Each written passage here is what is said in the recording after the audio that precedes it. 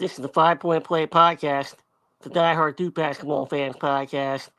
We got a special guest here. He was begging us for weeks to jump back on the 5 Point Play podcast. Lenzell, man, you've had us on your podcast, and diehard UNC fan going 1-on-5, man. That must be like what RJ Davis feels like every night. Listen, man, I'm like Eminem used to always say, he don't ask nobody to stand in his beefs. He's a man, he can stand on his own feet. Like, you know what I'm saying? Yeah. So I'm here, man. I jump in the fire, bro. Like That ram behind you is about as relevant as K Tyson right now, my man. Here we go. Here we go. He's helping you out, dog. You two on five. Let's go. Listen, this isn't a UNC and Duke. This isn't that. This is the ACC SEC. That's what we in for tonight, fellas. Like for sure. So, but listen, man, I appreciate you guys, man. You know, it's always an honor to be here and chop it up with you guys, man. And you know, real solid guys. I know we rivals and enemies and all of that, but behind the scenes, we all locked in with each other, man. So feels good to be here. I appreciate you guys having me on for sure. Yeah, I mean, let's talk about it. Like, we got a lot of big games coming up, and I think it's a big week for the ACC in particular. It's like AC, like it's year after year. You know, at this point, it's a broken record. It's groupthink that the ACC is a horrible conference. But to be fair, I guess when your non-conference is kind of led by Duke, UNC, and maybe a couple other nice wins. You get that mantra for a reason, and we got to go out there and prove it against SEC, who has like 37 teams ranked. So we got to go out there and prove it. But kind of break it down though, like what the ACC is capable of, and then what they have to prove this week. Not much. Like they're not capable. It's supposed to be the one year. Not capable of much, I guess is what I should say. This is like one of those years when. I want to say there's a couple times in like the early 2000s when the ACC beat the Big Ten like 9-1, stuff like that, like 8-2. Honestly, man, I think this is gonna happen this go around. Like the SEC right now in the non-conference is just so much more advanced, evolved, everything else in the ACC. I think there are some teams in the ACC who can become better during the ACC season, but I don't know that it's gonna amount to tournament berths. Whatever with that, like.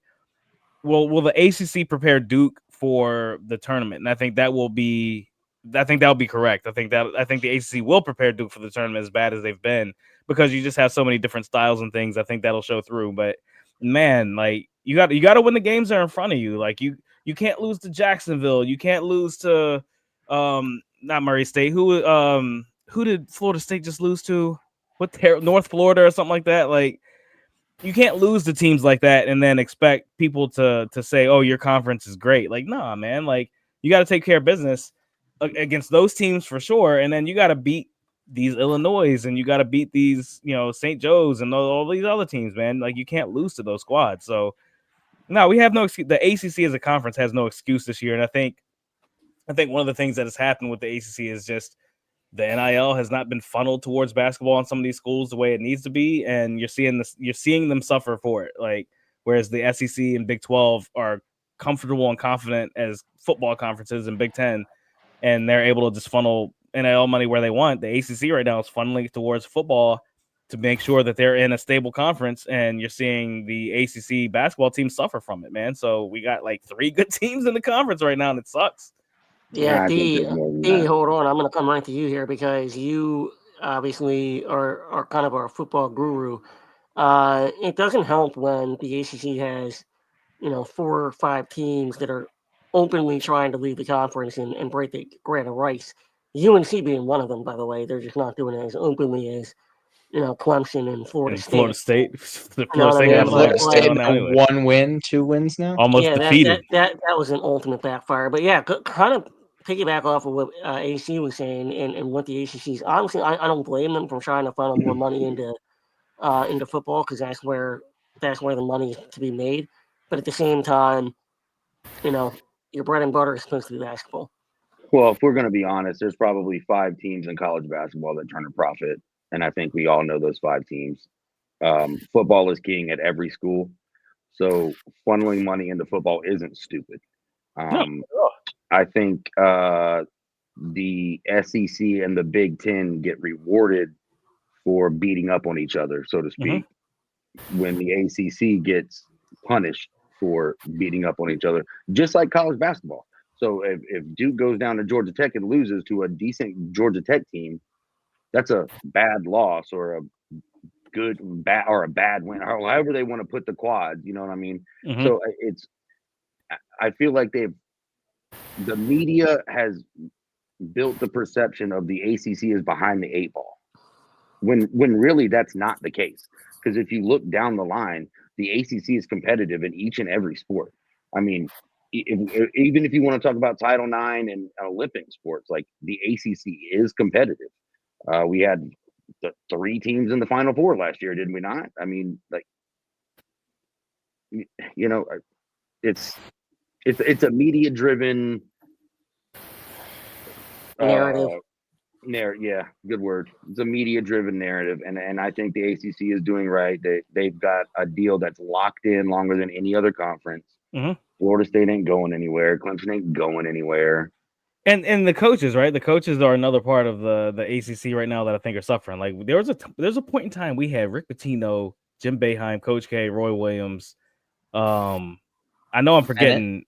Yeah, Tony Bennett. I know, and I'm forgetting like 2 or 3 other like legendary type coaches, Larinaga, like legendary type coaches, man. And right now, like we're in a rebuilding year for coach, or rebuilding segment for coaches too. Like Stoudemire's trying to find his feet, Steve Forbes is trying to find his way. Like you got guys who are trying to find their way, and you know, hopefully they turn out. But right now, like the coaches in the ACC don't compare overall to the coaches to some of these other conferences, and that's where it starts. It starts with your coach. Yeah, and the ACC has made strides. Like Pat Kelsey has been a great addition so far. Like, see if Louisville can keep it up. Capel's been doing his job. Like, let's see if they can keep it up. Those coaches in the SEC that have switched over, they're in their going out stage too, though. They are. You know what I'm saying? So it's coming for the SEC. Let's be honest. Same with the Big Ten. Like, there's always a rotation. The Big Ten hasn't won a national championship since 2000. Like, I'm tired of hearing about the Big Ten in basketball. Izzo ain't going to be there forever. Like, get out of here. Sick of it. So, for great coach, Wake Forest is going to be a really fucking hard team to beat this year. I guarantee it. Georgia Tech has only gotten better. I think Pitt's good. I think Clemson's going to be good. I think at the end of the day, Miami's going to be good. And then you, of course, got Duke and UNC. And I don't think Kevin Keats is a bad coach either. Kevin Keats is a winner. Whatever. I'm just being real. AI black man. Lenzell, where do you fall on this whole thing? Because I think there's good points to be made. That, you know, I always come into it thinking the fact that there's a lot of groupthink out there, and you start putting those blanket statements about the ACC year after year after year, people start to believe it. But to be fair, this year they may actually be right, but that's kind of a self-fulfilling prophecy. Eventually, you're going to be right that the ACC may be down. Where do you fall on that? Is it too early to predict that, or you know, it may have some semblance of truth? I think there's some truth to it. The ACC is I mean, me just growing up in the ACC era, like, you know, I remember when the ACC had 9 schools. Right. Now there's 18. Like, but you know, the ACC has always been strong. It's just one of those things to where, you know, at everybody gets a turn, I guess you could say. Like the SEC right now, the Big 12, those are the 2 big conferences, I guess you could say, that really gets a push so much, like with the media, I guess you could say, right? So like people, like back in the days, people used to mention the Big East. Now we don't even talk about the Big East no more. The only reason the Big East is mentioned is because of UConn. Let's be honest, like, and possibly Marquette, right? You know, but like the Big East used to be the strongest conference. It was the Big East and the ACC that was kind of going back and forth. So it's kind of like everybody gets a turn, you know. And like you all said, you know, the coaches in the SEC, a lot of them are on their way out as well. Like they're just getting moved around or whatever you want to call it. I don't see Rick Barnes coaching much longer. Mhm. I don't see Calipari coaching much longer. Like, it's just a lot of them. It really is. And to be honest, as far as the Big Ten, I mean, come on. What are we talking about? Like, they haven't, like AC said, it's just stability for them. Like, it's just they just get to be stable. Like, nobody's bothering them. Like, they just get to be them. Yeah. So it's like, I mean, how long has Maryland been in the Big Ten? Because I think this is their 10th year this year, 10th or 11th. Like, yeah. So I mean, I think that was a big mistake by Maryland. I mean, leaving the ACC to go to the Big Ten, that was just a big mistake. Like, you know what I'm saying? Like, they're irrelevant now. Exactly. But they were also. I will say, growing up in Maryland, I can tell you that it was not a mistake from a financial standpoint. They were in bankruptcy as an athletic department, which is almost impossible, and they had to take the money for football and go there. As much as I hated it as a fan of the ACC, and I hate Maryland, but as a fan of the ACC, Maryland belongs in there in the ACC. Like, but they had to go because they were so poorly run. But now that they're going to fire their football coach. They get like 13 fans a game for their football team, but they get the revenue split for the Big Ten. Football. That's all that matters at this point. That's all that matters, which is kind of like the point. They just made it. They just made the Big Ten ACC split revenue like the ACC does, because the ACC splits it down the middle. Yeah, because they got Big Ten Network. They get to split all that stuff. They split everything. Is insane. I mean, Maryland made the ACC so fun to watch. I mean, with Gary Williams, honestly, like that the Duke Maryland stuff for like 3 or 4 years was like that was appointment TV, man. I mean, they made the ACC back. The ACC was at a hiatus at that point, like so. Like I said, for them to leave like that, and of course it probably was for financial reasons, but as far as the look of for the college itself, it belonged in the ACC. I mean, it was every year it was Carolina, Duke, and Maryland, like and then you had the rest of the schools that was like right behind it, basically. So I don't know now. I don't know what direction that they're trying to go, bringing in Cal and Stanford and SMU. I don't understand that. To be honest with you, I don't think they're going to be in the ACC much longer because of them building the Pac-12 back up. I don't know. They all said they're going to stay, though, with that the new Pac-12. They said they're going to stay. It's free money right now. For like 3 years, it's free money. SMU just went to the ACC champions. That's free money. We don't owe them a thing. But they will go back to the Pac. That's fine. More likely. They will go back to the Pac. I hope they do. Yeah. I mean, it makes absolutely no sense. SMU, the pride of the ACC. Let's go. And then they're talking about adding UConn to the ACC, especially if they split basketball and football in terms of conferences. Now that I think they should do. Yeah, I think they should do. But if they do that, then you can kiss the Big East goodbye. Oh yeah, UConn was this close a few years ago to just dismantling the football program, though. So yeah. And now they have. And I know dudes who played for UConn. Like I know dudes from Apex who played for UConn. Like C.O. Moore. Like I know him there. They have who's that? Jim Mora, isn't he coaching? I think UConn so. Right now. Yeah, I think so. Like, not much longer. No. I mean, go ahead, Jake. I just want to take a look back at the looking back. Conferences. I mean, the Big Ten's the Big Ten, but like conferences shift in like perception all the time. You go back 6 years to the 2018-19 like academic year, you could make an argument that the ACC was the best the all around. Are just in such flux right now. Like exactly, that's a big part of it. They're just trying to survive at the moment. Yeah. Like you go back to like that 18-19 year, you can make an argument the ACC was the best football and basketball conference.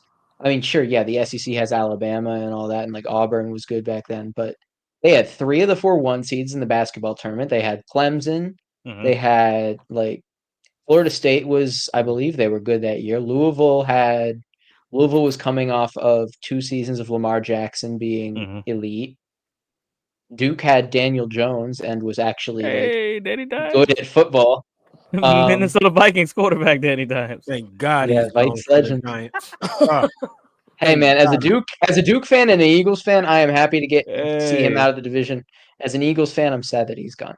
Yeah, no, yeah. But like, look at the teams like back then. Clemson with like Trevor Lawrence, Duke had Daniel Jones. Carolina was in a bit of a rebuild that year, but then they hired Mac Brown in the offseason. No, there's more stability back like, then. This There's is way more there's stability. There was consistency.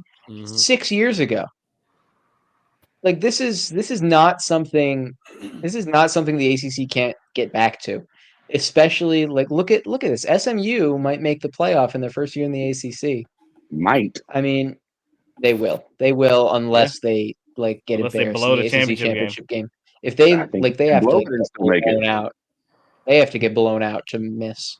But the thing is, if they beat Clemson in the ACC championship, I think they're the only team in the ACC that is in the college football playoff.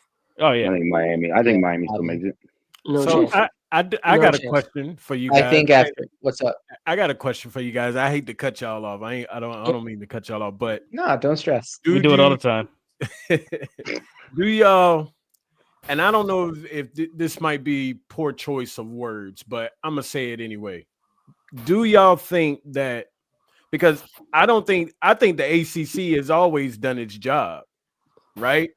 Every year in the tournament on the basketball side of things, and on the football side, because with Clemson, Florida State, teams like that or whatever. But on the basketball side, every year there's two or three ACC schools, Elite Eight, Sweet 16, Final Four, whatever you want to call it.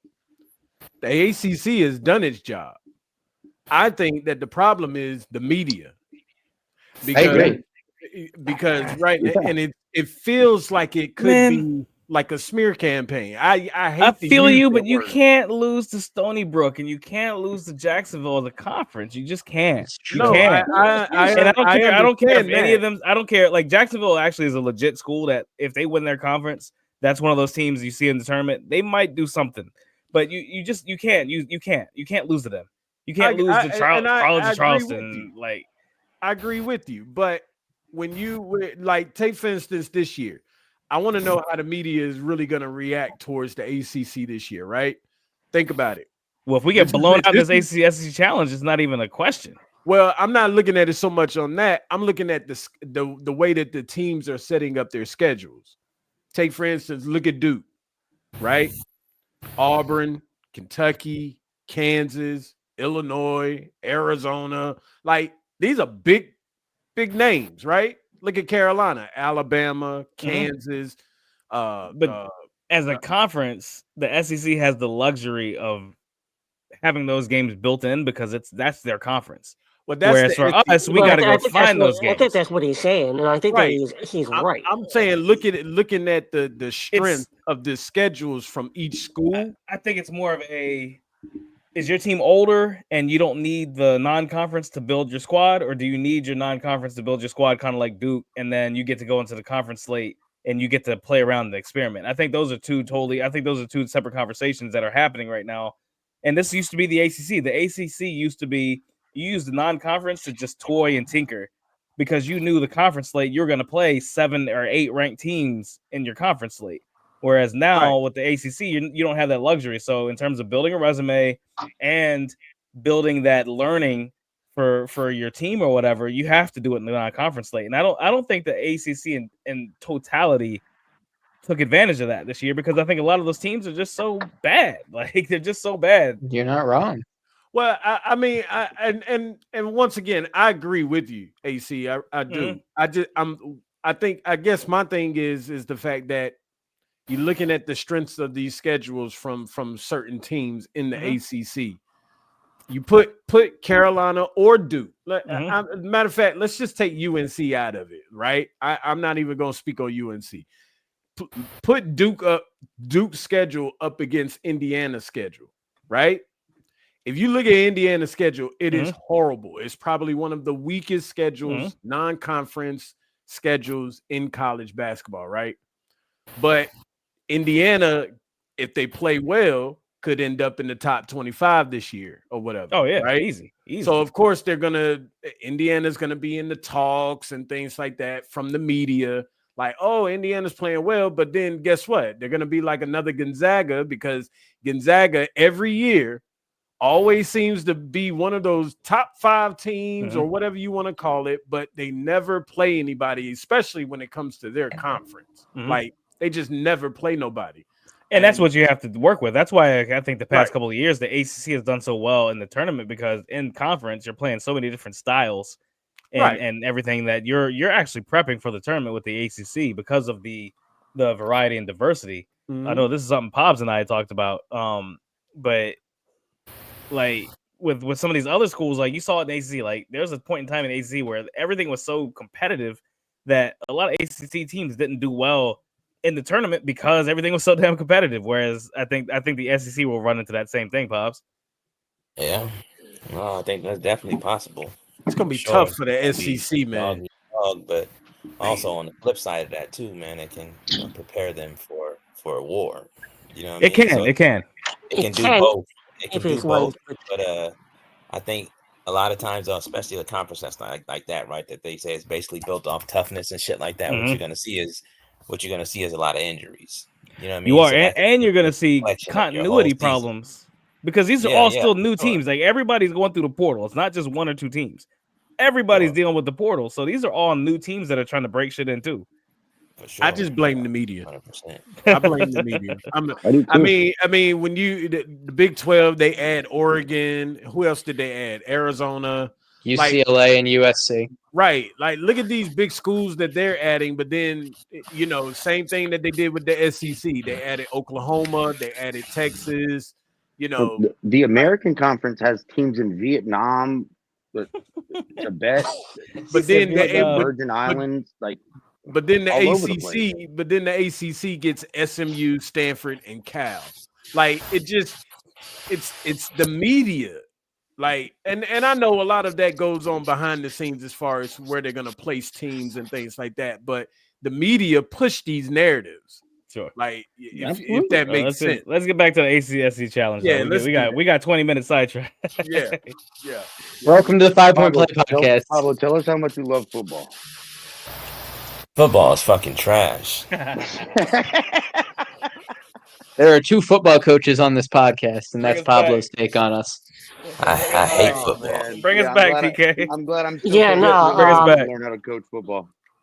No, I mean, we could do, and we talked about this multiple times in the off season. We could do an entire series on conference alignment and all the rest. But yeah, we brought Lenzell on here for the SEC ACC challenge. So let's kind of break it down. We'll save Carolina, Alabama, and Duke Auburn until the end. But just kind of breaking this down, right? We got South Carolina, BC.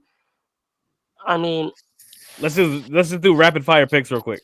Rapid fire. All right, give me Boston. Don't even explain. Just say who you got. Just give me Boston on first day. Give me Boston College. Missouri. South Carolina and Boston College. Oh, I thought we were going down the line. My bad. Go ahead, D. D, give your first day rundown. Give your first day rundown, D. The whole first day. I got it on the screen right there. It's on the screen. So look at it. Okay. It's on the screen. Boston College, Missouri, all right. Clemson, Florida State, okay, Georgia Tech, Louisville. Oh, that's a coin flip. Go Miami. It's at home. It's at Arkansas. It's at home. It's at Miami. Oh, it's at I can read. You're right. Yep. I can read. Yep. Miami, Notre Dame, Tennessee, Wake Forest. All right, I'll finish off since I didn't realize the assignment. But give me. You're not in here. Give me Missouri. Give me Kentucky.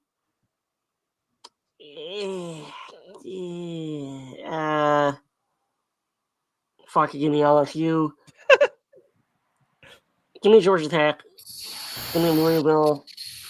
Give me Miami. Give me Notre Dame. Give me Tennessee. Give me Wake Forest. Go ahead, Jack.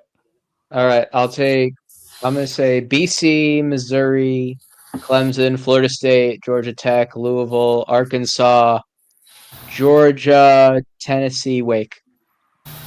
Pops, who you got, bro? So I say South Carolina. Mm-hmm. Give me Cal, Kentucky, LSU, Oklahoma. For some reason, man, that Louisville and Ole Miss and Arkansas and Miami, I think all 4 of the fucking teams are gonna lose. Okay. I don't know how that's possible. I think all 4 of them are gonna lose. Yeah, that's fair. I don't think anybody's gonna win that game. I think they're just gonna fall the fucking game. I think The real losers are going to be the people who watch. I think Georgia they're gonna Tech say is all grossly 4 of your teams disrespected by fucking everybody. suck. So we just gonna fucking. I I think they're picked just Georgia gonna Tech. tear Didn't everybody's pick Georgia down. Tech? I'm gonna go with Georgia, definitely Tennessee, and give me A&M. Let's not say definite. Let's not say definitely Tennessee. Shit. No, we can say it. They're gonna beat them by 30. Yeah. 30. Oh, wow. Okay. They're gonna beat them by 30. All right, Lenzell, what you got? Book that. Give me South Carolina. I got Cal. I got Kentucky, Florida State, Oklahoma, Louisville, Miami, Notre Dame, Syracuse, and attaboy. Wake Forest. AC, wrap it up. Pause. Yeah, I don't trust any of these fucking ACC teams, man. I'm going South Carolina. I do trust Cal. I think Missouri's trash. Cal, I think Clemson could be the upset. Clemson, give me Clemson over Kentucky just because I hate Kentucky right now. LSU, Oklahoma's winning, Ole Miss is winning, Arkansas is winning, Georgia's winning, Tennessee's winning, and A&M is winning. We coming out with 2 wins in this whole first day of the ACC SEC. I'm telling you. Y'all really think Wake Forest and Georgia Tech are that bad?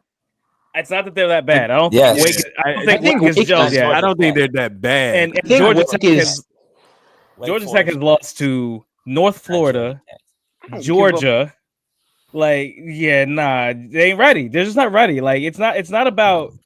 Like, cool, I don't give a fuck. It's not about what they will be. I think all those teams are talented, and I think they do have good coaches who are gonna rise in the ranks and such, but they're just right now, they're just not ready, man. And that's the beauty of the ACC schedule. You get a chance to get ready, and maybe you don't have sneak the into talent. the tournament. They Yeah, just they don't. don't. They lost to North Florida. They gave up 105 points in North Florida. Forest doesn't have talent. Are you crazy? They going into Soonerville against an undefeated Oklahoma. Yeah, you playing at home. You playing at Oklahoma, man. Not like beating fucking Oklahoma. No, they're not. Not in Oklahoma. They're not. No way. No way. There ain't no fucking way. Not at home. Now, if it was in Georgia Tech, that might be a little different. I don't care where it's story. Yeah. Let's go to day 2. Let me scroll to day 2.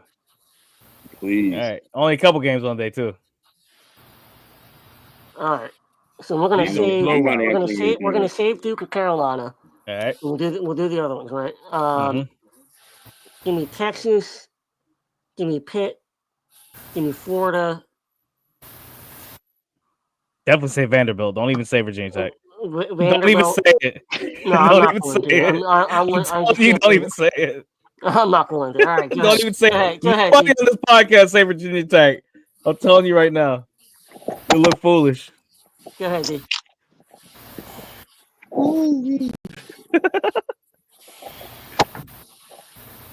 I'm not answering this question. I'll drive my Jeep off the nearest bridge if Duke loses to Auburn. I swear to God, I will. No, we're not talking about that. We're not doing it. We're skipping Duke and we're skipping UNC. NC State, go NC State. All right. No way. You got anything else for the rest of them or not?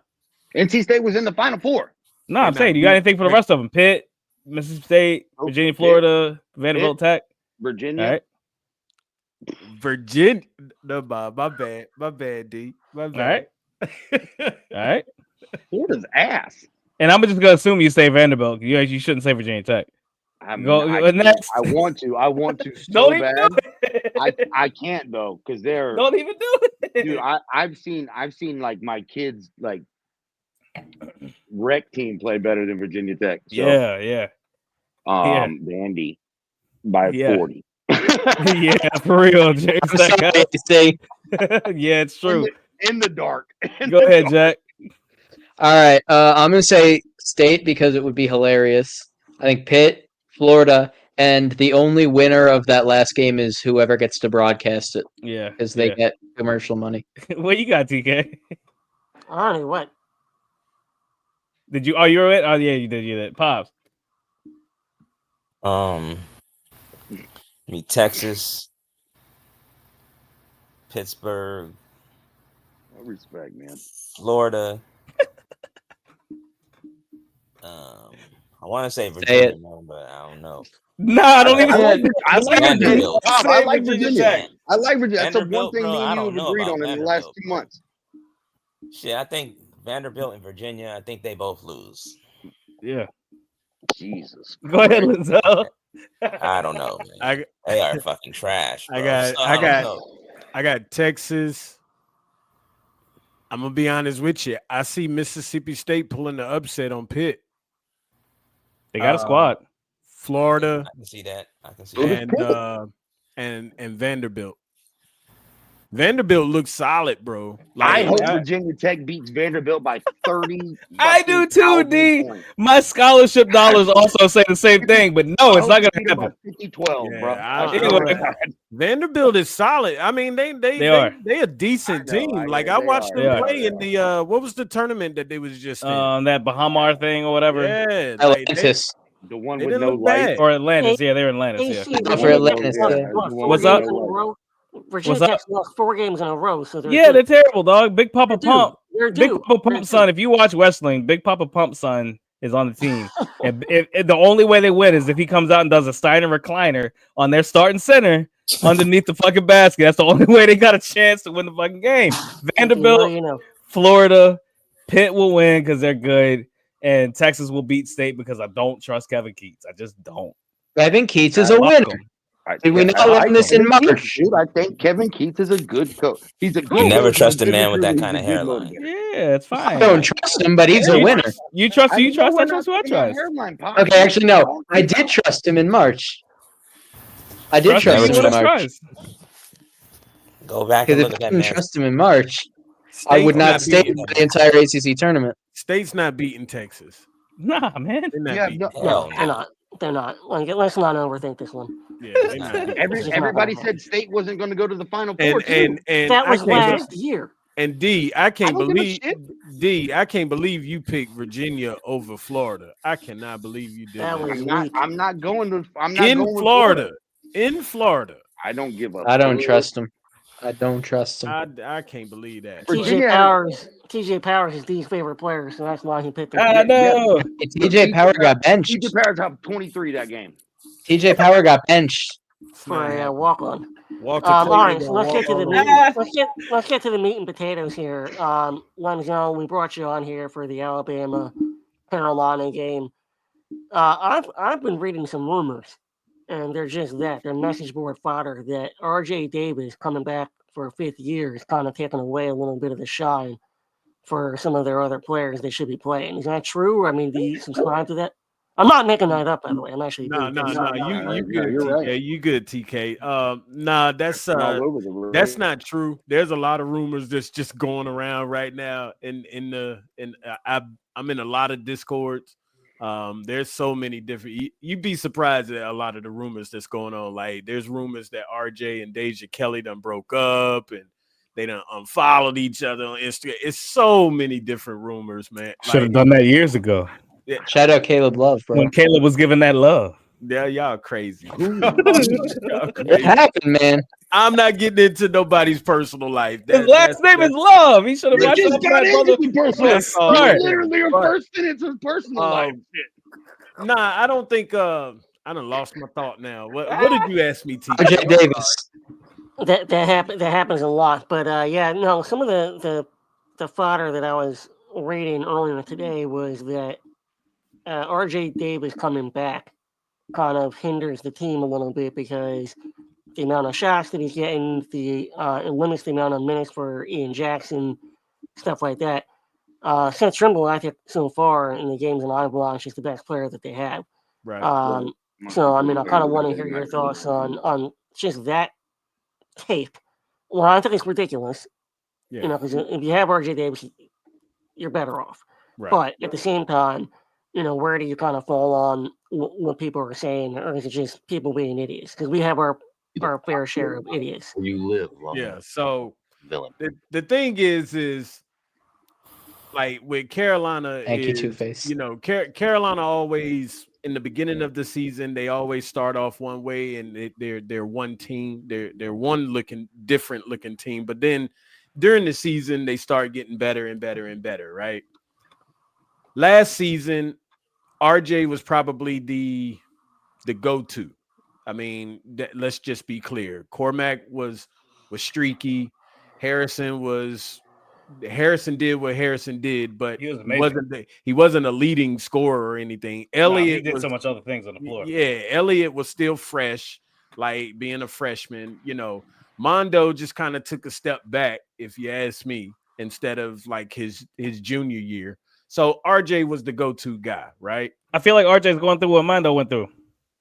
I don't think it's so much that either. No, because Armando got worse from his freshman year to his 8th year. RJ Davis is not what he was before. I'm sorry, he's not. But what I think it's more like people are getting the shots. By the way, I'm not saying he can't be. I'm saying he's not right now. The problem is the problem is the fact that number one, Carolina has a lot of different weapons this year. If you ask me, we have quite a few different weapons to where now, RJ can take a small step back, still be the go-to guy, but take a small step back because now, we're trying to all figure out, getting Ian Jackson, in a little bit more rotation. Drake Powell is starting to ascend. Elliott has stepped it up, his sophomore leap. Of course, some of our other players or whatever, like, right now, it's a little lackluster. K. Tyson. Seth has been the MVP. Can I say one thing? Real quick, I'm gonna say one last thing, and I'm gonna shut up this entire conversation. Steph has been the best player for UNC so far, and RJ Davis is suffering from a lack of a post player because when you're an undersized scoring guard in college basketball these days, you need a post player to take things away from you or to give you a dump off if you need it, and that's just not available for RJ this year, and I think that's hurting his game. That's just me. I'm gonna shut up. They see that as entirely accurate. I'll say one thing and shut up too. Seth Trimble, most improved player in college basketball. He's been great. Yes. Most improved player in college basketball. He's like Carrawell from his sophomore to junior year. Yeah. Like, listen, I swear to God, he is. And that team is so much better with Elliott Cadeau as far away from the bench as you can get him. But I think the same thing about Caleb Foster. So go ahead. I just think that, like, listen, Seth taking that leap this year was very unexpected because a lot of, if during the off season and over during the summertime and all of that, Seth was not in the conversation for being a starter. It was a possibility. But every time he played last year, he was efficient. Like the games that he was the games he was given the ball, he was efficient. Like I can't say it wasn't coming. As Duke fans, I can tell you, Lenzell, let me tell as Duke fans, when they said Seth was gone, it was happy times, and when they said he's coming back, it was like, damn. I'm telling you, like Seth Trimble, that's not a surprise, bro. He's awesome. Listen, I agree, but you're also talking about the fact that you had a huge 5-star guard came in freshman. Hey, once you get on campus, it don't matter. Fuck him. Name Ian Jackson. And a lot of during the off season, we all thought that Ian was going to be a starter. Mm-hmm. I mean, period. But like I said, Seth came in, and that Memphis game, he just took off. Like during the that exhibition game. I mean, he looks great in that game. Yeah, that just put him back on whatever in that starting position was sailing. I swear to God, I'd send him on. Lack of post presence is hurting UNC right now, whatever. But and that hurts Cadeau because Cadeau's job is to set people up, and if you don't have somebody you can set up for an easy two, like that's just so much harder for you. Like you're exposed. I think we need to start Lubin, honestly. Oh, I agree. I like Van Allen Lubin. I think he should start. He's trash too. Lenzell, you hear Pablo's opinion on Cade Tyson? In your defense, Lenzell, Duke doesn't use their post guys either. So we just shoot fucking 47 times a game and we hit 3 of them. So, but I also think that Drake Powell should start as well. Agreed. So, I mean, if you're looking at a starting 5, that's the 5 that I would be going with right now. I can see that. To be honest with you, but once again, we got some things that we got to figure out. We just got some things that we got to figure out. So Cadeau is hooping. Elliott is balling. Like I think he's playing really well. Elliott is balling. He's the one he's the engine for that team. Yeah. I agree. Go. Okay. I had that talk with the UNC alumni player earlier today about that. Like, you know, because I talk to these guys on the regular or whatever. But I mean, casual flex. No, that's not a flex. Jack, you know, you're the casual flexer on this podcast, so I don't want to hear. I wasn't going to say it. I'm glad you did. Right. Look, I'm gonna hit I pause know a on little that. bit Where's the about pause? you as well too. So yeah, I'm gonna hit the pause on that. Yeah. So, but nah, we had that discussion about Elliott, like, you know, and you know, they was just basically saying like, yo, Elliott ain't stepped up or did anything, you know, and stuff like that. That's because your fan base don't know what the hell they be talking about. I'm like, nah, that's not true. That's come on, Pablo. Like, they know. But we just go, it's just a little friendly back and forth. But that's from a player aspect, like, and a player perspective that, you know, me and that person was having this conversation. So, like, if somebody says that he's not, but not to cut you off, if they say he's not hooping, bro, what's that telling you, bro? They either a hater or they don't know what the fuck they talking about. Mm-hmm. There's no in between. There's no gray area right there. And like when it comes to your fan base, I'd like to, you know, I'd say that they don't know what the hell they're talking about. I think they might be looking on your fan base. I'm just saying. You know they might be looking for something a little bit different than. I mean, everybody has different views, though, right? What the fuck they want him to do? They're so focused on his 3-point shooting that they don't look at the rest of the shit. Like, it was supposed to be a 3-point shooting. 37.5%. I agree. From a North Carolina standpoint, like from you, right? What else do y'all want him to do? No, I listen. I don't need Elliott to do nothing else. I don't. I really don't. Like, I like what Elliott is doing, and as the season goes on, Elliott is going to get even better. The problem is right now is the paint is so packed right now. Like, and it doesn't give him the opportunity, him or RJ or Seth, to really drive the basketball, you know, or whatever into the paint and things like that, or dish it off to, you know, a big post presence, but which we lack. I think that's why y'all at y'all best when y'all running. That I agree. That's for sure. You know I agree. It's just open and y'all just run. And that's the reason why I think we should go. And that fast break is deadly. I think we should have a smaller lineup. I think we should bench Jay Wash. I think we should put Lubin at the 5. I think Drake Powell should go to the 4 with Trimble, RJ, and Elliott out there or whatever. That's y'all get killed on the board. That's a good lineup for running guy, but no glass cleaning. I think Carolina's roster. I think Carolina's roster this year is kind of similar to some of those Duke teams when we were going through that stretch. You know, kind of in those mid 2000s. Post JJ years. You know, it was guard heavy. We didn't really have that solid post presence, and it's live and dying by the 3 because you're not cleaning up the glass like a normal Carolina team would. You got to run. You got to run like the wind. You got to hope that you're hitting your 3s, and that's it. And so far, like, RJ is shooting horrible. You know, that is what it is. Cadeau has stepped it up. I mean, he was like a single-digit percent 3-point shooter. He's now shooting 37.5%. Trimble, as we already said, has been on fire. Mm-hmm. I think Ian Jackson needs to play more minutes, and I agree with you with Drake Powell as well. I just think that, you know, their ceiling is limited. And I think that's, you know, it's one thing I told my wife. I go, I just don't think that Carolina has that high of a ceiling. It doesn't mean that they can't win a bunch of games. They will. But at the end of the day, the ceiling is low. Because you have to shoot unreal to win big-time games. And if you don't, you're done. Because you don't have the inside presence that Carolina is known for to carry. And listen, to be fair, out of the 3 losses that we've lost, 2 of them we lost by 3 points. Sure. And two. We've also got blown out at the beginning of it. Yeah, great comebacks. And you know, the thing is number one, we got to come out with a little bit more intensity on the defensive end. There's just complete lack of defense. You can't keep going down 15, 20 points in the first half and expect to come back in the second half. All right, so who's gonna win? Who's gonna win? UNC or Bama? Because we gotta get back to Duke shit. Next play. We haven't talked about Duke all this whole podcast. We talked about ACC and football. 45 minutes. For half an hour. Lenzell, y'all got the rest of the podcast after winning? I give my prediction on the Duke. Who's winning? Alabama or UNC? Oh, UNC. All right. UNC. Give me a score. For sure. Give me a score.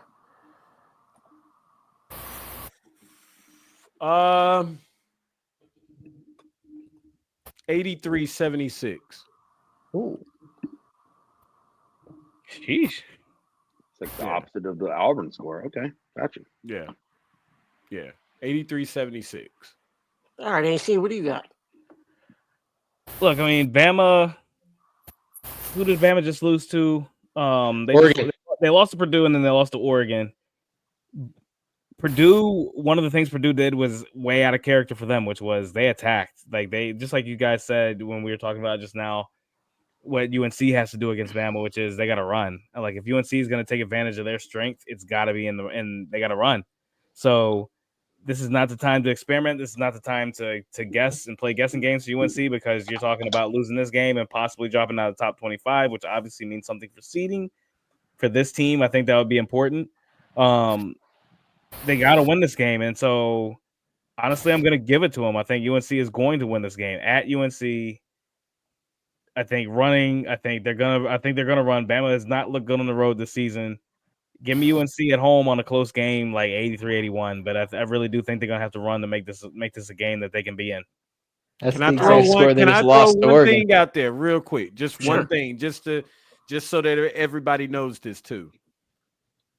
Alabama shoots at a high volume, very low percentage in 3-pointer. I think it's 32%, something around there, right? North Carolina is shooting 37%, but that's at a low volume. So I just want to throw that out there that three is and to be honest with you, Jared Stevenson and Cliff Amorie are not really living up to what they should be doing at Alabama, especially wrong school for them. It is. It kind of is. But Bama's defended the three well, so UNC shouldn't even rely on the three anyway. Like you said, keep it low volume. They don't need to shoot a bunch of shots. And White, what is it? White said White. What is his name? Whatever his name is, but he's not playing. He's out. So, I mean, yeah. I just thought that I would throw that out there. So, but continue, everybody. All right, Jack, what do you got? I mean, I mean, you know what I'm going to say. Roll Tide, roll. I cannot believe I just said that, man. I can't believe you did either, Jack. I think it's going to be a close game. I'm going to say like 84-80. I think there are three key players. We got obviously RJ Davis. I think he's going to have to show up, and then Amorie. You know, he's a center. Carolina doesn't really have a center to match up with him, and then you have Sears, who just shot 3 for 14 and 1 for 11 from 3. Abysmal showing against Oregon, I think. Did the same shit against Purdue, man. He's been invalid this season too, quite honestly. But Carolina doesn't really have that good of a backcourt defensively. That's true. I think it's gonna be him. I think him being able to attack Cadeau or Davis. If they put Trimble on him, there are going to be other guys he can defer to. And there's Amorie, what he does, that's going to matter. Because, again, they don't have, like, Lubin can kind of defend fives. Withers, Bama's not going to show up until Wednesday on campus at UNC, and they're going to get blown out because they ain't get shots up in the gym. I've seen it before. If that happens, I'll be immensely disappointed. Not to mention, Amorie is he's not an offensive player. No. That's true. That's very true. This is not his game. Yeah. So let him take 20 shots, please. He's an important piece because if they do that. But we got bodies for him. We got bodies. But you don't necessarily have a guy who can, if he is able to hit his interior takes. Dude is I catching don't really know what lobs. you guys. That's it. That's all he's really doing. Who else? We got D and Pobbs. I haven't given predictions yet. Who you got? Go ahead, man. With all due respect, I truthfully don't give a fuck. I do enjoy watching Seth Trimble play basketball. That's all. That's how I feel about Davis. I think he's the most improved player in the country. I'm not gonna say go Alabama or go UNC. You're crazy. I'll definitely say go Alabama. Lenzell, no offense, bro. You're my homie. No offense. It's all good, D. Go ahead, Pops, bro. Pretty much along the same lines as that, with just a little pause, a little deeper take. Fuck both of the teams first and foremost, but I do think North Carolina is gonna run them off the floor. I do think they're gonna run them off the floor because I think the way that they play, and if Alabama's cold, it's a wrap. Yeah, that'd be a big win. Yeah. If they're cold, it's gonna be a wrap for them, man. Because I think you guys mentioned that their guard play on defense isn't that good or whatever, but I think neither is Bama's, quite honestly. I think their offense is their defense, man. You know what I mean? And I think that they could hold Alabama at bay with how they play, because they both play really fast. So the game is going to be fun as hell. I can tell you that right now. The game is going to be fun as hell. I'll watch every second. So I'm definitely going to tune in. It's going to be the same time as Duke game. You ain't watching no seconds of that game, D. Oh, it's at the same. I thought it was at 7, man. It's not the same time. Oh, that one's at 7. Okay. Oh, yes. I watch every second, bro. But nah, I think that I do. I definitely think North Carolina's going to dub them. No, I think they're going to get them. I have one thing I want to say is we haven't even mentioned Grant Nelson, who put up like 30 against Carolina in the tournament last year. I don't think that's nobody worried about his ass. I don't think it's gonna happen again, but the fact that we haven't even mentioned it is crazy. Seth Trimble on him for real, or Drake Powell. Yeah, Powell. Sure. Oh, neutralize him. I'd put Seth on him first over Powell. Powell's young. I'd put Seth on him. Yeah, but he got a guard too. He does, but Nelson comes from the outside in. He don't play on the post. That's the problem. Well, you can pull up on him. Then you put Withers on him. He got a guard. It don't matter. Withers not guarding Grant Nelson. He didn't guard him last year. No, I wasn't He's the body. He's the body. Nelson has to guard on defense. He does. He does. That is true. I think they're gonna wear it. I think they're gonna wear him down. Yeah, fake Chet Holmgren, baby, make him run. Yeah. He's not the Twins at Pitt. Yeah. All right.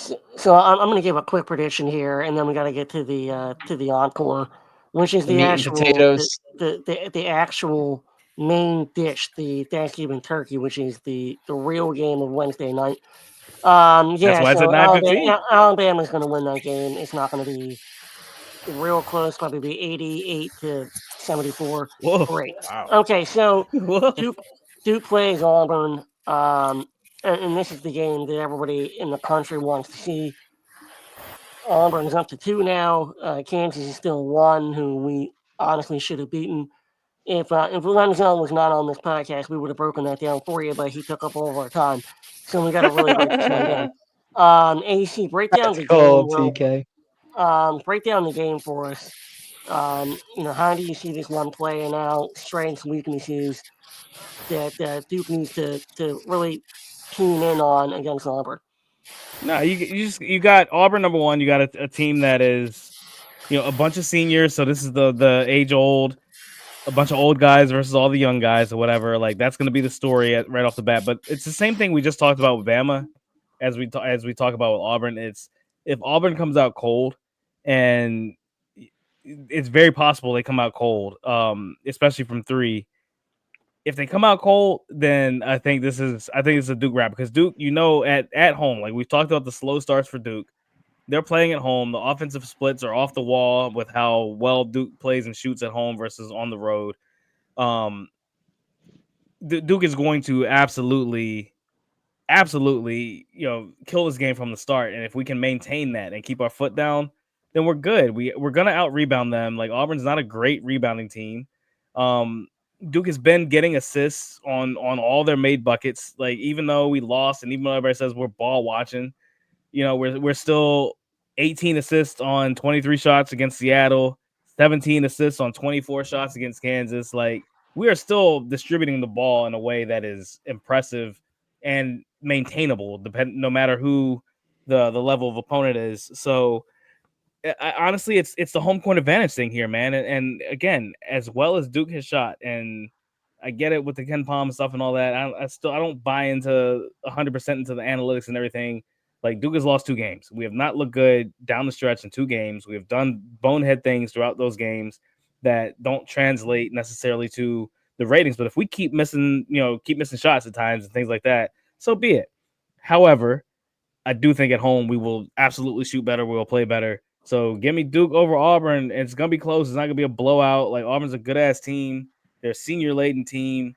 We're going to have to work against them to do anything. I was going to pick this as a loss before we got on, but I really do think Duke is going to win this game, man. I really do. I think, and, people pointing at Seattle and how bad we played against Seattle, like, that should tell you, like, we're going to be a lot better. Like, Seattle was the anomaly at home. Like, we're going to shoot well at home. So us shooting well if we said it all season so far. If we shot better, we're going to win those games. So give me Duke shooting better against Auburn, and we win the game 82 to 79. Like, it'll be a close game. Go ahead, Jack. I think Janai Broome has been playing out of his mind this year.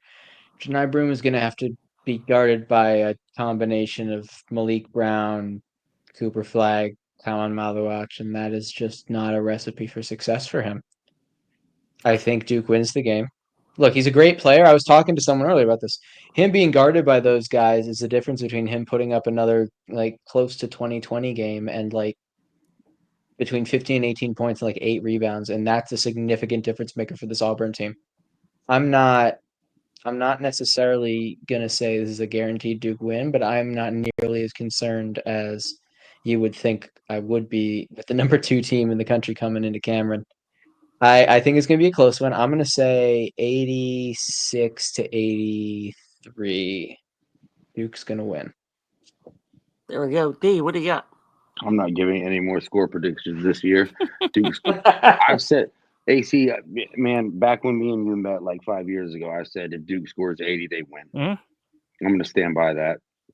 I do think they need to play inside out. I understand that we have 3-point shooters. I get it. Trust me. I understand that. We also have 6-9ers and 7-footers. And I think we need to utilize that. The ball needs to hit the paint first. The ball needs to touch Cooper Flagg's hands in the paint first. And then we go from there. If Duke scores 80, they win. If they get out-rebounded, they lose. We've only been out-rebounded 1 game this season, by the way. That's fine. And that was a loss. And that was a loss. It was Kansas. And it was 20. They had 24 total rebounds. We had 22. Like, both teams hit a crazy amount of shots. Also, you hit your free throws, you win that game. Yeah, we only missed 5, man. Like, we only missed 5. And you lost by 3. So it's true. We only missed 5. If you miss your free throws, you win that. If we didn't turn the ball over 16 times, maybe we would have won too. We've turned the ball over 10, 13, 16, and 13 times when we started the season at 12, 8, and 7. And against Arizona State, they didn't count it, but Arizona State, we only turned the ball over 8 times that game, and that was all in the second half. Like, there's so many things you can point at the game outside of one thing, but we are absolutely turning the ball at a clip that we did not do earlier in the season. Just want to point that out. Good point.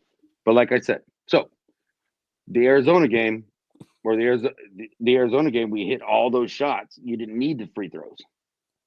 You're just making shots. Right? Let's get the ball in the paint. Let's get to the fucking free throw line, and then let's make those shots. Tyrese Proctor, keep doing Tyrese Proctor things. I like it. Keep doing you. Sion James, keep playing.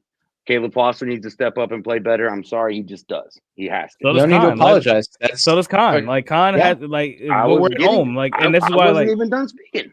Okay, keep going. Done. Sound like you had a period at the end of that sentence.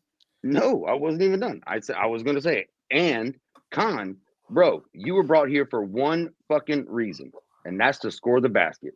And either by 3-point shots or driving to the rack, you have got to get your points.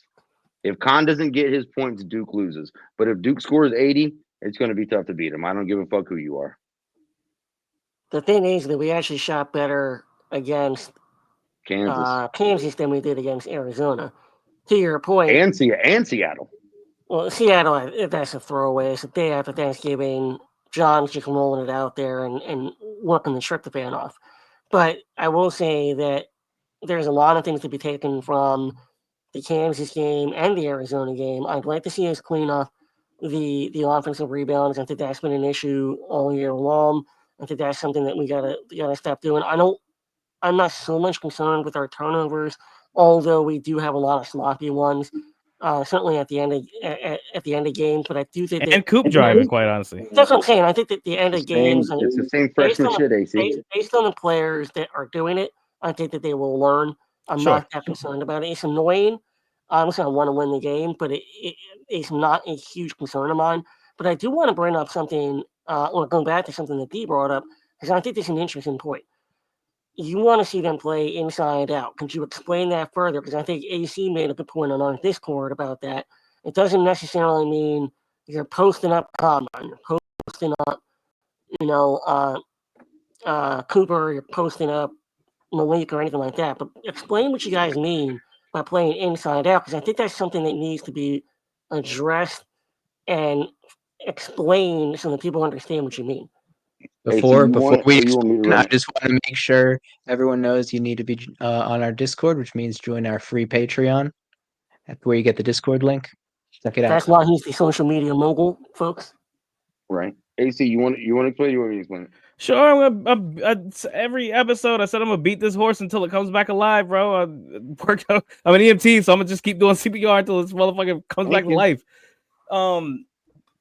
Like nobody's saying that Kama has to have 20 post touches and 20 field goal attempts and blah blah blah. blah. Nobody's saying that. What's the things being said is when you don't. One of the things we've said about this team is we don't have straight line drivers. We don't have guys who can straight line drive to the basket and just get buckets. And that's why everybody's asking for Isaiah Evans to play, even though that's not his game either. But that's why, the casual fan wants to say that's why we need that guy. But it's evident that we have trouble driving the ball to the basket, or we just don't have a propensity to do it. One of the ways you alleviate that is to play an older school style of game, especially because newer defenses are conditioned and determined on stopping what the new style of ball is, which is perimeter movement, handoffs, all the other stuff that you run, floppy screens, whatever you want to call, everything you want to call, all the buzzwords that everybody wants to use on Twitter. That's what basketball and that's what defenses are based off of right now. By getting the ball into the post, by moving the ball through your post players, Cooper Flagg is the leading assist man on this team, and it's not by coincidence. And it's not just he's not catching the ball 30 feet away and making passes to the interior. That's not how he's getting his assists. He's drawing the defense within from the 3-point line or from the free throw line, from that free throw line extended in the mid paint, all those other places. He's getting the ball there, and then he's moving the ball willingly outside of that. That's why he's getting so many assists. That's why he almost had a triple double against Seattle, even though everybody said he had such a bad game. Like, whatever, man. Like, stop. Like, that's not again, it's not that this team needs to give Kama Malawach every single post touch and every single opportunity to score every time down the floor. It's when you need tough twos. It's when you need to make a basket. You extend leads with 2-point shots. You don't extend leads with 3 because you don't shoot that many threes in the game, but you extend leads with 2-point shots. And if you can be efficient from 2, then everything else opens up. And Khan has had such a hard time getting shots off because of the defensive attention on him. Tyrese has had to shoot balls from 30 feet away. Everything else, like we're shooting tough shots from 3 at times because it's almost like in football when you can just prepare for the pass on a team. You don't have to worry about the run game, and you don't have to stack the box anymore. You can put everybody out in coverage. It's the same thing on this side of the ball. It's in basketball. It's like you can just play this 3-point coverage against us and not even worry about the interior. And so I'm not saying that we have to have back to the basket like Jahlil Okafor play. I'm just saying we got to be a threat on the interior because you already saw it when Malik Brown's on the floor. They already started playing drop coverage against Seattle. Did it?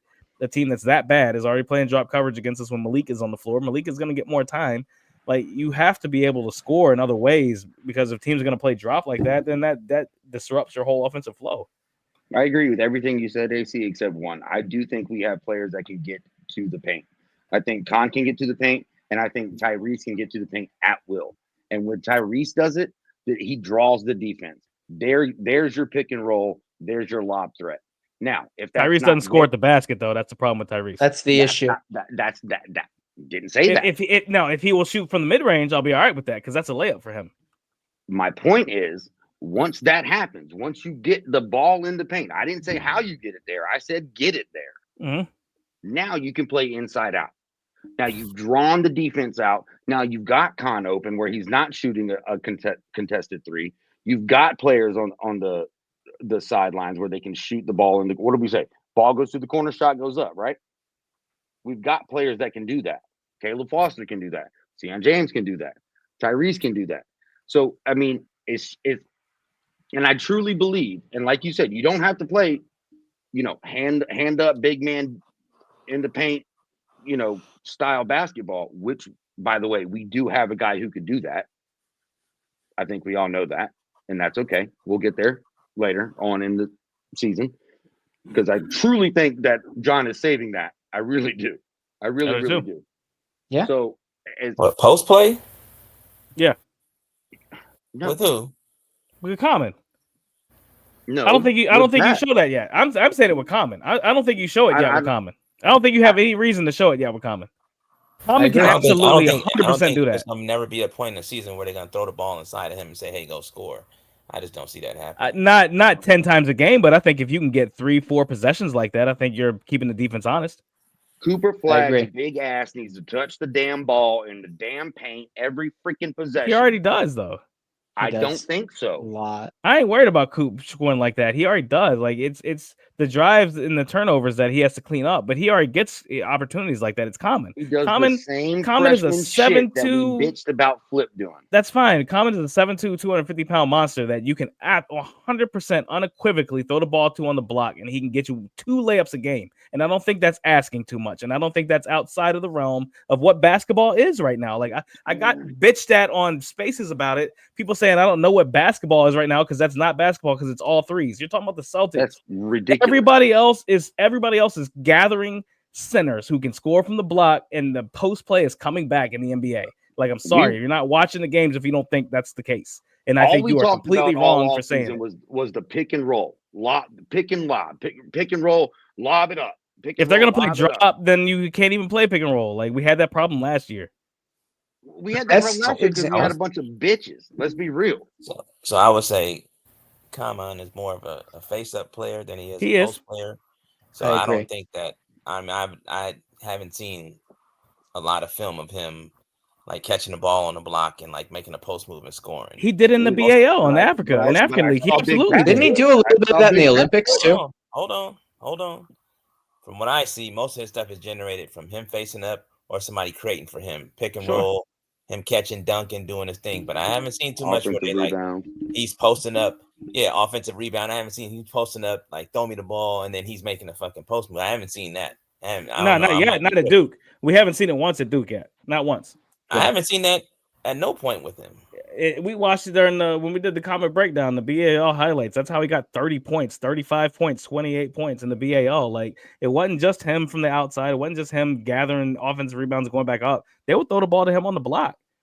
Like, he's capable. His offensive game is far ahead of his defensive game. I'm not saying he's not capable, but you know what I'm saying? Against any college center that he's going to play, he's absolutely capable of turning his body around and throwing a hook shot up at a rim and hoping it goes in. Like, there's worse players who get that opportunity. There's worse basketball players that get that opportunity. Absolutely. That's all I'm saying.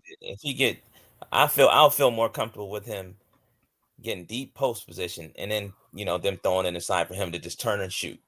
That's going to be the majority of what he does. That's the majority of what he does. But I think on the block and trying to take a couple dribbles and make a post move. Listen to what I'm saying. I said 2 to 3 possessions a game will keep a defense honest if you're able to throw it to the block. I'm not saying a whole game. I'm not saying a Jahlil Okafor game plan where it's the entire game you have to throw it to him on the block. I'm saying 2 to 3 possessions will keep a defense honest. I'm not asking for much, and I ain't saying shit. Like, it's not asking for much for 2 or 3 possessions out of 70 possessions that you're averaging. 2 or 3 is what I'm saying out of 70. Hell, I'm asking for tiny percentage. That's less than 1%. I'm not asking for much, man. I ain't saying shit. Like, I'm not saying something that's outlandish. If I may, really quickly, get back to the original point of what is an inside-out offense. I think the best example of it, if you want to look at a play this season, my memory might not be perfect of it, but there was the first 3 Khan hit in the second half against Arizona. Coop was in the paint or at the elbows, kind of looking inside, and that was his first read. And the defense collapsed as he was looking that way. Khan found himself open. They passed it out to Khan for a 3. First read inside. Get the ball in the paint. Thank you. If the defense collapses, you have an open shot outside. You take that. If not, you take your 2 at the hoop. That's the simplest way to describe inside out basketball. Cut it, print it. So essentially, what you're saying, Jack, is that Cooper Flagg is the best facilitator that Duke has. Yes. When I think it's not that simple, in my opinion. I think when you're talking about him going downhill, driving at the hoop, yes, because he has the vision for it, and he is so good at getting into the paint that you need help on him a lot of the time, which causes other people to be open, and it comes back to that vision. He sees someone open. He's unselfish enough as a player, which is amazing for someone who has been as much more talented than the people around him his entire life. He's willing to make that pass, find an open shot for someone. I don't like Coop going downhill anymore, man, because every time he goes downhill, he tries to spin like Filipowski and he gets a turnover. So there's a difference between just straight up driving and doing an ISO while trying to get to the hoop. What he did when he was doing that was plain stupid. But there's got to be a happy medium. There's got to be a happy medium. There is. I agree. There does. Right? But my point is, for the first 38 minutes of a game, he has been able to do that with minimal issue, and he's able to kick the ball back out to someone when the defense collapses on him, and that results in an outside look. If the defense doesn't collapse, he has the ability to score himself, or he can just dump it to Kama. Let me ask y'all this: is there such a thing as having too many options? No. Yes. No. I think there is. I think we're seeing it right now with Duke. Yes. I think. Thank you, Lenzell. Thank you. I think you were seeing how. If everyone is too deferential, if everyone's being deferential, it can hurt the team as a whole. That don't have nothing to do with options. That has to do with roles. Right. It's too much. It's too much. If you have too many options where no one ever establishes a lead role, then that's yes. But Cooper Flagg is the lead role. Like right now, he is the lead role. I think that's what it is. Turnovers right now. No, it's not. It's not. D. Stop. He's leading Duke in everything. That's too much. That's too much. That's too much because we don't beat Arizona if he doesn't score his 24. We're not in the game against Kansas if he doesn't score the way he scored. We're not in the game against Kentucky, quite honestly, if we don't score the way he scored. So let's not take away from the good he's done for the 3 turnovers. Stop. For the 3 turnovers. Stop. For the 3 turnovers that he had per those games. That's not enough to say stop giving him the ball in scoring positions. It's not, man. It's not. That's 3 turnovers. I almost want him to do it more. That's 3 turnovers. I want him to do it more because he is our best facilitator, and he's not. I trust in his game and trust in his basketball IQ enough to be like, okay, he's going to figure this one out. I'm not going to say okay because we're not going to be overreactive about a couple of turnovers. Because of the 2 biggest games that he played in his 17 years on Earth, man. He made a bad play. Okay, he's going to figure it out. He's too smart for that. So I'm not worried about him. I want him to stay aggressive. I want him to continue to facilitate, and I want him to be the best player on the team, which he is. I agree. My point is I don't want him catching the ball outside of the 3-point line. But that's not because he catches the ball plenty outside the 3-point line. You want him to catch the ball outside. We're talking about 3 turnovers when he does catch the ball outside the 3-point line. I don't want to limit him. We're overreacting on a couple of bad plays, man. Stop. Right. Like there's no need to overreact on that because that's the strength of what he does. You draw their number. You draw their 4 out on the perimeter. So now that's one less rebounder that they have. That's why we out rebound everybody we play. You draw that guy away. You draw double teams. He's the leading assist man on the squad, so he gets 8 assists and he has 3 turnovers. All right, that's still a 2.5 to 1. He had 3 against Arizona. Correct. Like we're belaboring a point that doesn't exist. Like, yes, I agree with you. The spin move, 3 Cooper against Flag, Seattle, 4 against Cooper Flag Kansas. Cooper Flag driving against 5 guys doesn't work. I agree with you on that aspect, but I don't agree that he should never catch the ball on the perimeter. Is a wild take to me. Never. That's the word crazy. you used was never. You literally said never. You You said did. he should. Yes. You literally said he should never touch the ball on the perimeter again. Is what you said, and I don't agree with that kind of overreaction. Again? I just don't. Yes, you did. Watch the shit back, bro. I said never again. Yes, you did. Yeah, bro, you said that, bro. You did. Right, you I'll did. take that. I'll keep it. That's why I'm being passionate about it, because otherwise I would agree with your take. But to say he should never touch the ball again, I say this, D, because I see it online. It's not just you. I see it online from other people and other Duke fans on the Twitter sphere and everything else. They say the same thing. They say he shouldn't do this. He should never do this again. He can't do this again. This guy can't do this ever again. Like, that's this overreactionary stuff, man. This team is still one of the best teams in the nation. Like, we're a couple of bonehead plays away from being 6-0. Like, I ain't worried about that. And the unanimous number 1. Like, it's not even close. Lenzell, you haven't talked in a minute. Let me get your perspective on this. I know I want to hear an outside perspective on this. Yeah, let's get an outside perspective on this, and also give your prediction. Mine is real quick because I got to head out here in a little bit or whatever. But mine is real quick. I do have y'all, and I know Duke fans is probably gonna hate me for this, whatever the case may be. But I do have Auburn winning this game. I think the post presence is going to be a little bit too much for Duke. I don't know how Duke is going to be able to handle Caldwell and Broom, especially if man gets in foul trouble. Let's be honest, Cooper hasn't. To me, this is just me, and I know a lot of people are probably going to jump on me for this. Come the hater shit, right? I'm about to do it right now because I know what you're about to say. Y'all can do that, but here's my thing. Duke right now is set has a bar that is set. They're set. They have high standards right now as far as for everybody out here that is pitching Duke to be this awesome team. 2 games, Duke has only scored over 90 points. 1 game, y'all have scored in the 80s. 4 games, you've only scored in the 70s.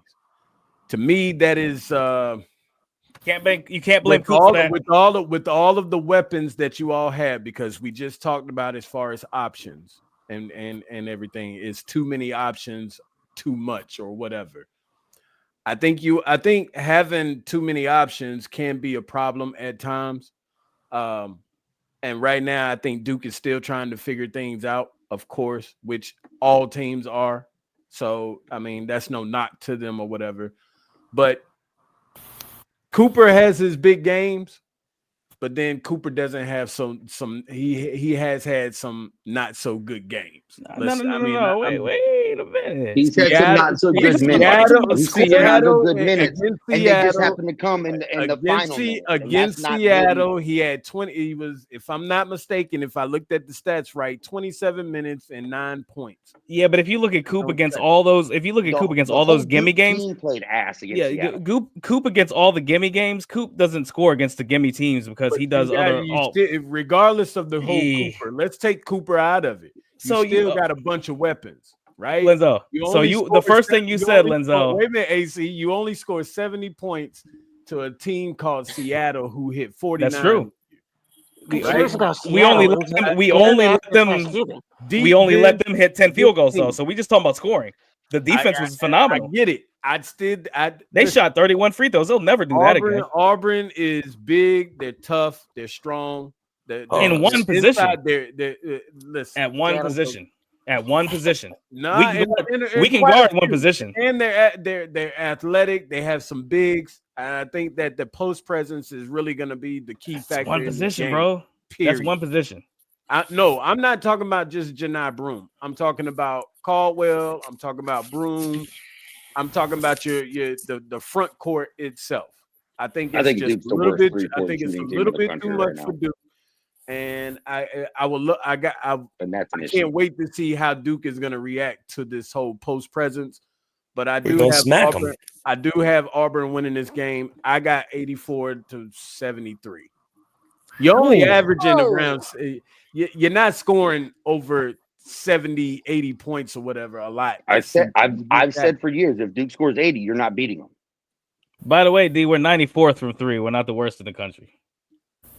That's in fact in the top. That's in the top third. 94th is top third. 36% from 3 is not bad. We shot quite good for college. Yeah. I mean, Pops. Okay. Yeah, I just had to say that because I gotta head out. Listen, I appreciate you guys, man, for sure. We definitely. Hey, thanks for coming on. Well, listen, we're gonna do this again for sure. This won't be the first time. I'm gonna actually get you guys on the 94 Feet show. You know what I'm saying? Because I think this is just great or whatever. For anybody out there, even if you're not a Tar Heel fan, whatever the case may be, subscribe to the subscribe to the channel 94 Feet of UNC. I appreciate you guys, man. Big salute to y'all. I support y'all. Keep rocking, keep doing your thing or whatever. Sure. Appreciate you, bro. Yes, sir. Join us, Lenzell. Absolutely. But go UNC, man. Sure. Y'all knew I was gonna say that as much as y'all get me all the time. Cut him. I was gonna say that. I knew I was gonna see that. Cut his mic. Nah. Who's in charge of that? Be good, y'all, man. I'll man. talk to you, brother. We'll chop it up soon, though, for sure. Yes, sir. All right. All right, Pops. What do you got, bro? All right, check it out, right? First and foremost, fuck Auburn. I got us winning, man. Straight up. I think we're going to win this game. Bottom line, I think the kids, they know what time it is. You know, I don't think they see it as like some game they have to win, but I believe that, you know, like when we play anybody, I think we got what it takes to win the game. And I think they just got to, if we make shots, man, we win this game. If we make shots. It's wishes were fishes, but we ain't made shots. Bottom line. Time out. I just want to say something really quick. What do you mean we haven't made shots? Like, we shot 50% from the floor against Kansas, and we shot 42% from 3. We never made shots.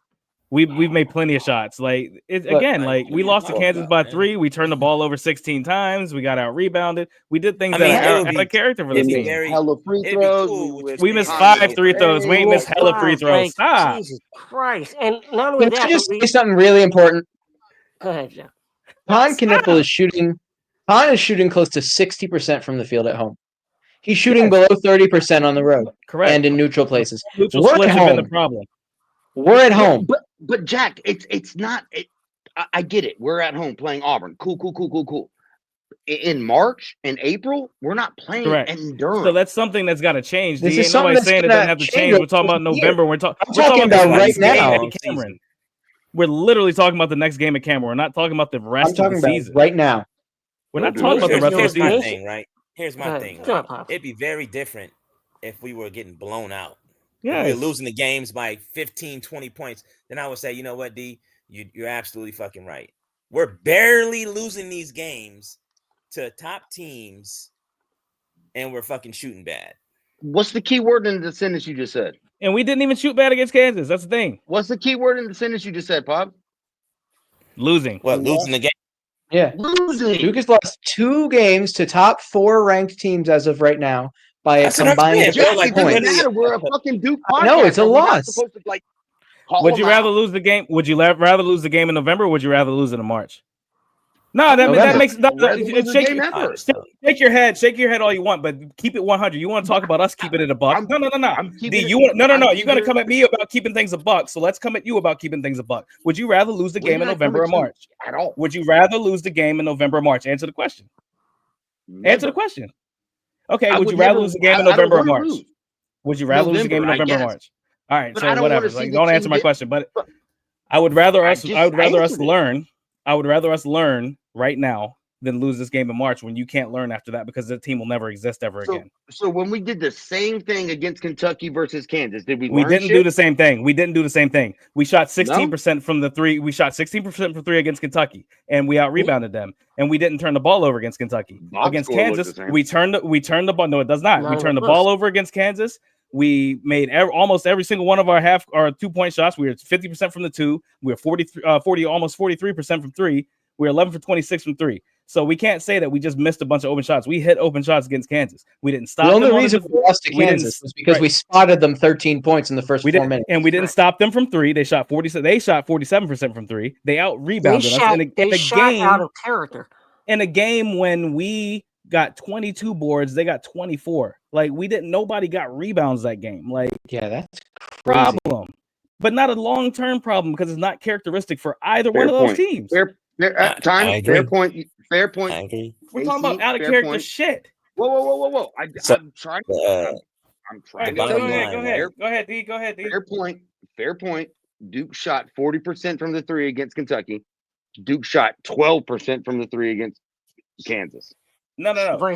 We shot 16% against Kentucky. We shot 43% against Kansas. Different. And that is with Con Knippel and Mason Gillis combining for 0 for 11.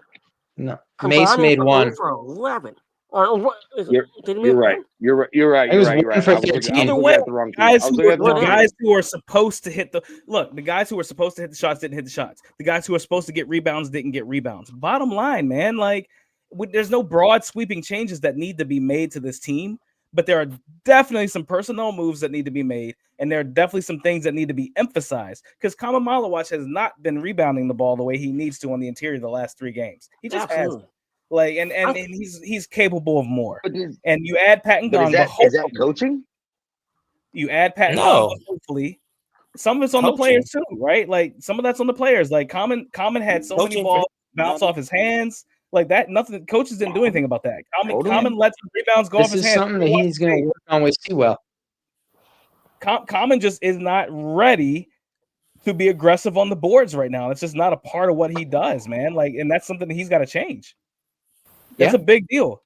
That's a big deal. If you look at how Patton Gongbo offensive rebounds, sorry, Pops, I'm gonna shut up. No, you good. If you look at how Patton Gongbo offensive rebounds, the tip outs that he gets, the offensive rebounds that he collects, it's way different than what Kama Malawach is actually hunting. They're just 2 different players and they're doing 2 different things. So yes.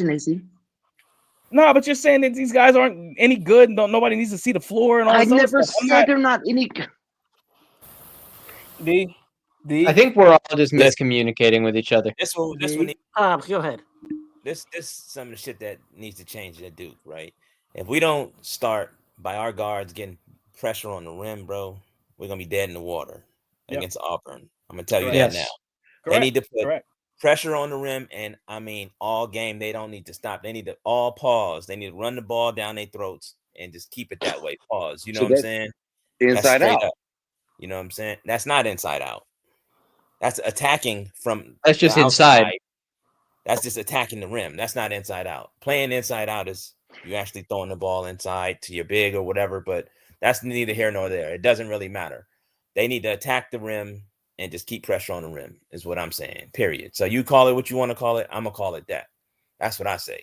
You know what I'm saying? If we don't do that, we're going to be dead in the water. If we don't hit any shots, we dead in the water against Auburn, period. If we don't fucking keep them off the offensive rebounds, we dead in the water. That's just it. And we're gonna find out real quick what's gonna happen in this game Wednesday night, 9:15 p.m. I got Duke winning this game. I just think that this team's mental makeup, they've lost 2 of the 4 games that were, before the ACC schedule. They barely lost them, but they did. Tough finishes down the stretch, and we're talking like within the last 30 seconds of both of them. So a couple key plays here and there. I think at home we find a way to make them.